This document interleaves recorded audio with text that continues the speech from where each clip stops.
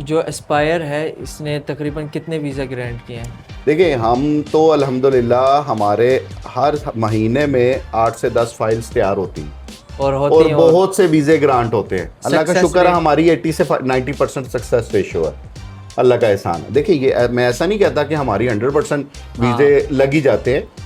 10% 15% refuse भी होते हैं, ठीक है, लेकिन वो भी डिपेंड करता है उनके अपने डॉक्यूमेंट्स पे। अब आप मेरे पास तशरीफ़ लाएं, आप कहते हैं जी मेरे पास ये 4-5 डॉक्यूमेंट्स ही हैं, इन्हीं की बुनियाद पे मैंने अप्लाई करना है, अच्छा। ठीक है।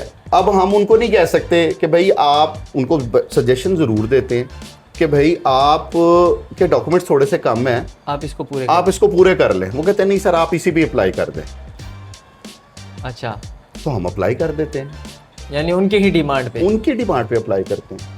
क्योंकि ज़ाहिर बात है डॉक्यूमेंट्स तो उनके ही है और बाकी भी डॉक्यूमेंट्स उनके ही उनके हैं। हैं। देखिए, किसी भी मुल्क के लिए वीज़ा अप्लाई करना है, उनके डॉक्यूमेंट्स की बुनियाद पे उनका वीज़ा एक्सेप्ट होना या रिफ्यूज़ होना, अच्छा अच्छा अच्छा अच्छा। ठीक है।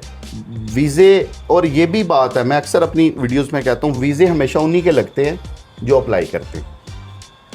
अच्छा, घर में बैठ के तो वीज़े नहीं लगेंगे। हाँ बिल्कुल नहीं लगेगी। वीज़ा अप्लाई करने के लिए आपको डॉक्यूमेंट्स प्रिपेयर करने हैं, आपको पास एक फ़ाइल पूरी तैयार करवानी है, फिर आपने यूरोप के लिए अपॉइंटमेंट लेनी है, यूके के लिए अपॉइंटमेंट लेनी है, यूएसए के लिए अपॉइंटमेंट लेनी है। अपॉइंटमेंट के बाद आपने एम्बेसी के सामने पेश होना है।